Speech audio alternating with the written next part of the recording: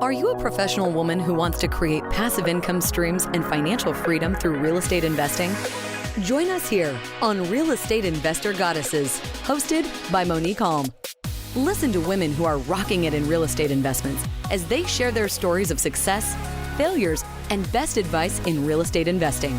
Start creating real wealth through real estate. Tune in today. Here's your host, real estate investor, syndicator, and developer, Monick Halm. Welcome to the Real Estate Investor Goddesses podcast. I'm your host, Monick Halm. On this show, I interview badass women real estate investors, women that are crushing it in the real estate investing space. And my guest today, Christy Duckett-Harris, is no exception. I'm super excited to have her, and we're going to particularly love what she's going to talk about, which is like being a mom and how do you handle all of the things. So before we started to record, we were talking about, having kids that are on the spectrum and, how do you deal with that? So I know a lot of you are busy, really busy women and mamas, and you're trying to say, how do I do this? Well, this is going to be the show for you. And so Christy is a real estate investor from South Carolina. She is heavily sought after for her knowledge on renovating houses, creating passive income, and investing in mobile homes. She's an award-winning coach with a gift to others. While married, she's the mother of two. She's done anything but slow down. This supermom has mastered what it takes to balance the chaotic life of family and business. Welcome, Christy. Thanks, Monick. I'm so excited to be here. I know there's so many moms struggling to find the balance, so I'm here to help. That is great. Before we get into that, just share, how did you get started in real estate investing? So like everyone else that, I think everybody wants to learn about real estate. It's where do you start? So back when I was in my late 20s, I actually picked up a book and started reading about real estate. And interesting, my parents always owned property, but they were the people that did everything themselves and did it wrong. So in my mind, like they have rental properties, people wouldn't pay. So my thoughts of real estate weren't always glamorous, but I knew they made money. So after I read a couple books, I actually attended a seminar to learn. I figured okay, let me take it next level. I was taught to go to college and learn. So I thought this is how I'm going to learn my real estate path. Awesome. So you kind of grew up in a real estate family, which it's nice to have that model, even if they could have done it differently or better. But what was your actual first deal? So my first deal, and I think a lot of people do this because it just makes sense. You watch the TV shows, you understand an ugly house and turning it into a beautiful home. And we always grew up in renovation projects. My parents always were fixing up old homes. So I think I kind of, gravitated towards that because I love seeing the finished product. So my first deal was actually a rehab. So we went in and rehabbed a home, and I think I just rehabbed because I didn't understand all the pieces of wholesaling and what to do. And it just seemed easy. So that's what I got into first. Tell us about that deal. So what kind of house was it? It was so at the time now I live in Columbia, South Carolina. So at the time I was actually living in Orlando, Florida. So it was actually just a basic little, 1,200 square foot, 3-bed, 2-bath home. And you have to think, so this was many years ago. So I started investing in 2007. So, with the market right before 2007 or around that time. So this was just a standard stucco little home that appealed to everyone. And it was mostly just cosmetic, which is probably always my favorite rehabs. We do a lot of major ones. Definitely the best.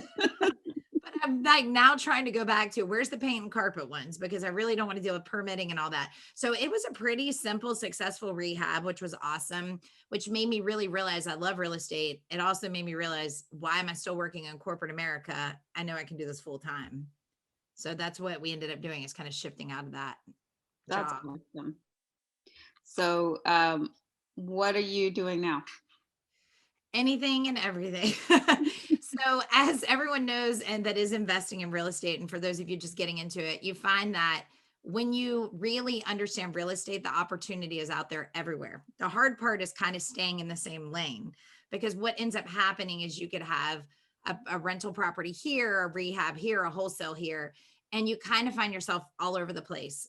And that's not always good. So right now we actually are rehabbing. We just finished one house that's on the market. We have 3 other rehabs going on. And our primary real focus is passive income. So we have some short-term rentals actually going currently, and 2 we're about ready to launch as well. Amazing. And so, yeah, so you were talking about this, like, I call it the shiny object syndrome of real estate, because there's so much you could do, and it's like, ooh, shiny, I want to do that. I want to do that one. I want to do that one.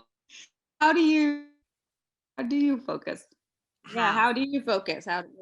What do you do Well, to on top of try real to keep? estate and focusing, so we were just talking a little earlier, so I want to share this with everyone. We're also virtual schooling our kindergartner, and also have another one that was just diagnosed with autism. So just how do you find the balance of anything? Being the good mom, the wife, the child to my parents who are aging, and my real estate business. And I really feel you hear the word systems all the time. And what does that really mean to put a system in place? I think mine is more like successful team members and successful time blocking. So I'm really allocating the time that needs to go to the important places. And this is a hard part for women, is just stop being a control freak, stop being type A. I think children has allowed me to relinquish some of that, because you might be able to do it all, but either you're going to have a nervous breakdown or it's just not going to get done. So you have to learn to rely on others.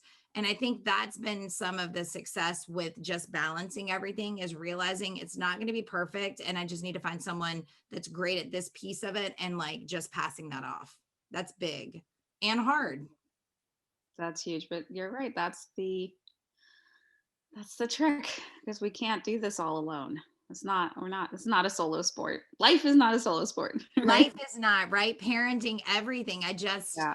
find that, and it's funny because I coach, and I do coach a lot of women, and I hear the same theme. It's either beating yourself up for not being the best parent because you're not spending every moment of the day with your children, which is insane. Like my kids are home with me full time, but I'm doing other things and they're perfectly fine because they're loved. And it's just letting yourself really, just go, I'm just a good person and I'm doing what I need to do. And you have to not focus on like the every piece of everything all the time.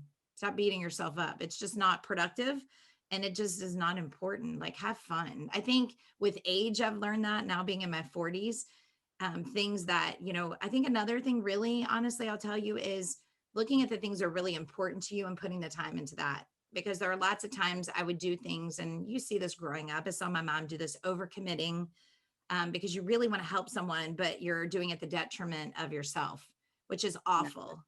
Pouring into the bucket or the cup, and like it's too full. You really have to take time. And I think some of that I've learned through process.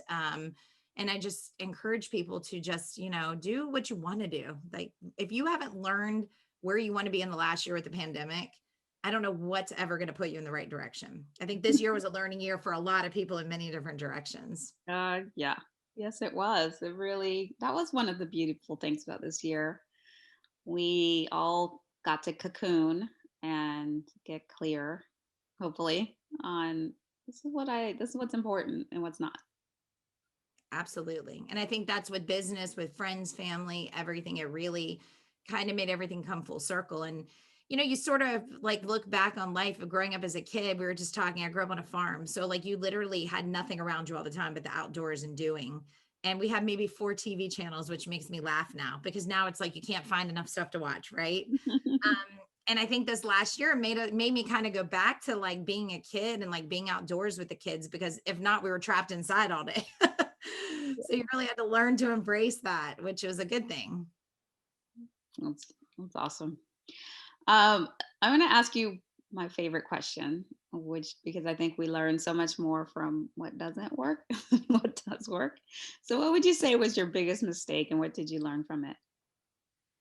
That's a great question. I would say not outsourcing enough and finding a super solid team in the beginning. Real estate is, because here's the truth. You can be the finder of the deal. You can be the funder of the deal. You can get all the pieces lined up. But realistically, I need someone to do the work. And that requires, especially in a renovation or even with my rental properties, that requires having somebody good, that can get the work done in a timely manner, does what they say. So I think it was almost like me becoming a better manager, and learning this skill set to work with people and the direction to get people motivated. Because now, fast forward all these years later in real estate, I mean, the guys I have working for me are amazing. And I know without them, I don't have a business, and I rely heavily upon them, and they rely upon me as well. So I think it was just building that really good team, and knowing that you could just pass the baton and they could get it done. So what was the mistake before? You were trying to do everything by yourself? Oh, there's just, oh my gosh. It was easy when I was me and I wasn't married with kids, because I did have more time, right? I didn't think I had time, but I had so much time. Now looking back, I Yeah. wasted so much time. And I guess I didn't waste it. I just learned. But the mistakes were just trying to do it all yourself. And I know you probably hear this a lot. It's just, you can't, like, and you can't do it perfectly all the time anyway, but you're just spread too thin. Things get pushed to the side. Things that really weren't important, you were focusing on and letting other things fall. And what I found out years later is I could have been building probably more passive income. I could have been doing a lot of things younger, future forward, that I, am now having to build and do, because I thought I was kind of hung up on the rehabbing and the active, do this every day, when I should have been buying more houses, apartment complexes, to just have all that stuff lined up. So now it's not that I'm backtracking, I'm just doing things differently. So you were more focused on getting chunks of cash, right, from a project, getting cash, as opposed to setting yourself up for passive income. Exactly. And I just sold. It's funny because I look at a couple rental properties I bought in my 20s, and they were in different states. So I ended up selling them last year because the market was so up. And I looked at that and said, what if I bought like 15 properties then? Like, oh my gosh, what, compounding that looking forward. But what's great about real estate is it's cyclical. It might not be the same thing happening, but it's something always happening. So the reality is, okay, what? It's 10 years later. If I buy now, in 30 years, that'll be paid off and worth more. So Yeah. it's just knowing and trusting that everything will make you money if you buy right. If you buy right, that is That is the key, where a lot of people go yeah. wrong. Yeah. Money is, you're in the purchase. Like, you realize it later, but like, you make Right. your money when you buy. Absolutely. So Absolutely. what are you most proud of? Honestly, just being a great wife and mom and being able to be with my family are probably my proudest moments. Because if it's real estate, I look at that, there was a time when I would look and say, oh, I'm so accomplished because I made X amount of dollars, or I'm so accomplished because I did this. But really now I think it's just being a good human. One thing I am proud about, there's several, I would say it is all related to my personal family and just raising my boys to be good people. But I mentor a lot of young women, especially in their 20s, in real estate, and just at least buying one or two homes or learning the business. And I've been able to successfully do that in the last 3 years with several young women. And that's just such an accomplishment for me, to teach and give back and show someone you can do this, and you can rely on yourself, and you can do whatever you want. Like, let real estate be a side business or let it be your full time, but at least get these properties in place. And I think that in itself boosts confidence, which I love, because I'm all about women's empowerment. Love it. And to what do you attribute your success? My husband, one, I'll tell you, I waited a very long time to get married. I was one of those that waited forever. And I think not because I thought like, oh, I had in the past, I met a lot of great people, right? But they just weren't my person.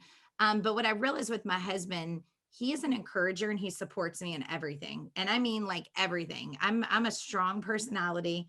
I'm very stubborn, I do like to be right. I'm like my oldest son, and I laugh, but my husband just makes me a better person and encourages me to be that, and has never tried to change me one iota, which is amazing because I didn't think that really existed. So for me, that probably he's my biggest support system and push. Do you work together? We do, which is amazing because thinking of this last year of COVID and working the business together, I laugh because I say, man, we must really love each other. Like, we made it through this last year together successfully, and we homeschooled. Like, this is amazing. We can do anything. So we do work together. We do stay in our lanes though. He is more of the acquisitions, dealing with the attorneys, raising private money. And I'm on the side of more handling our renovations projects. And we kind of just stay where we're at, and it seems to work. I know it doesn't work for everyone, but it works for us. That's how I work with my husband too. It's like same thing.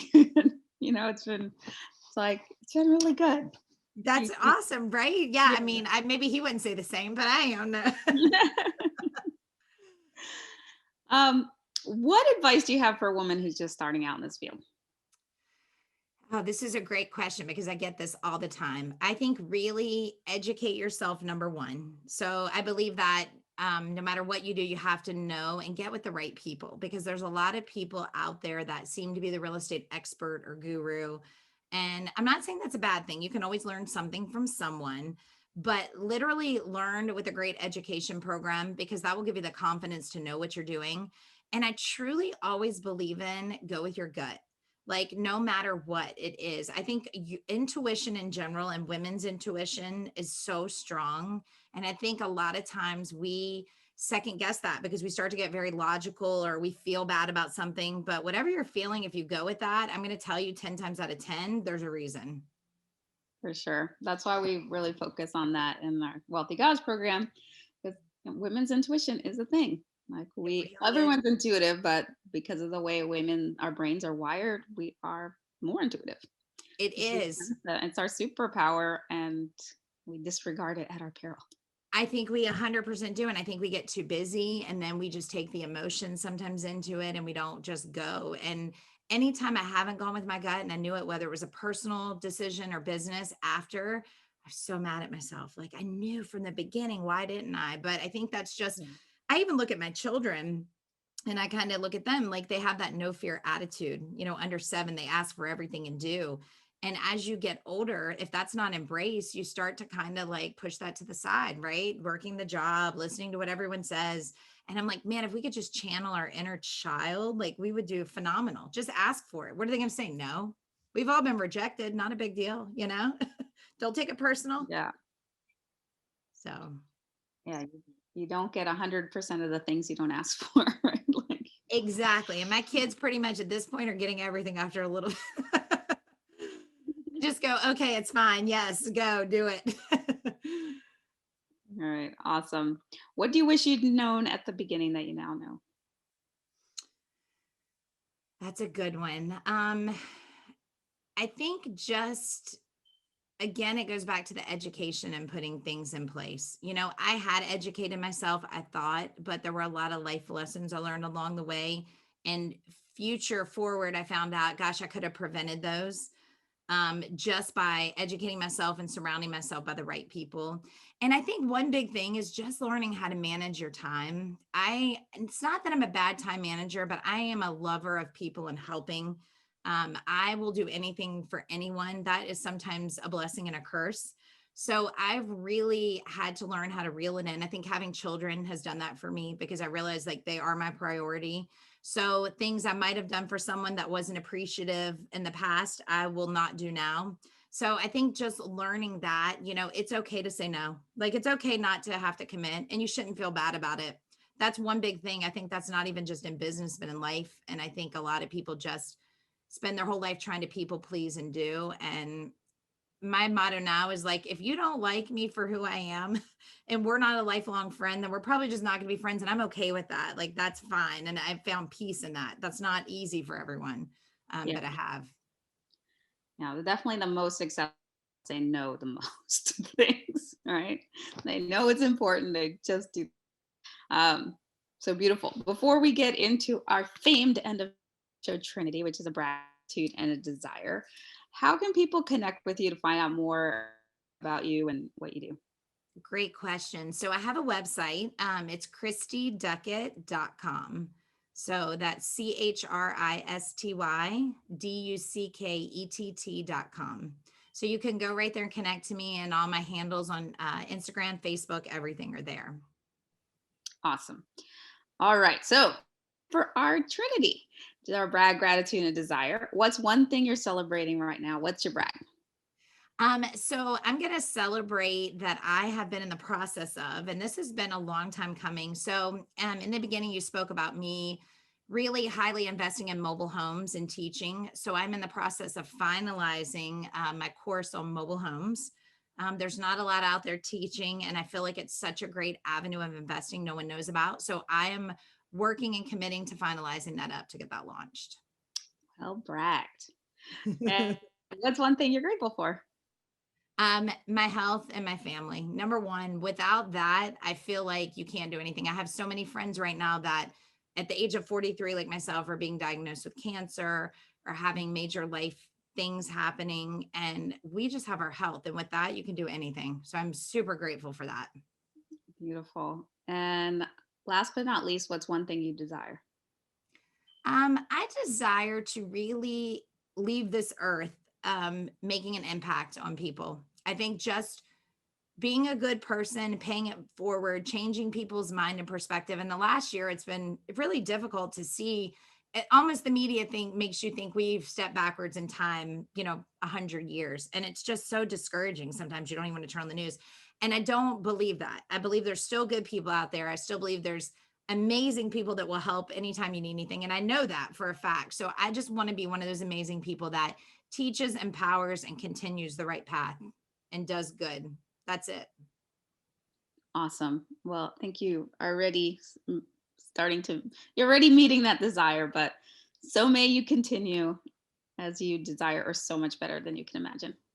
Awesome. I appreciate that. And thank you so much for having me. I think this is such a great platform, speaking to women and doing, and I just appreciate it. Thanks for being on. Y'all, you can connect with Christy at ChristyDuckett.com and connect with me at reigoddesses.com. There you can find out about our education program, our events. We have an event coming up in June, and in our investor club.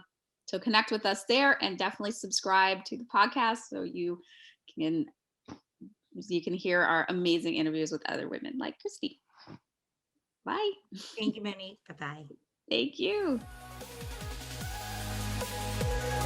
You have just listened to another episode of Real Estate Investor Goddesses, a show dedicated to sharing stories of women creating real wealth through real estate. If you found value on what you just heard, feel free to share with your friends. Visit us at reigoddesses.com to learn more about our programs and live events, as well as to access other resources. Until next time.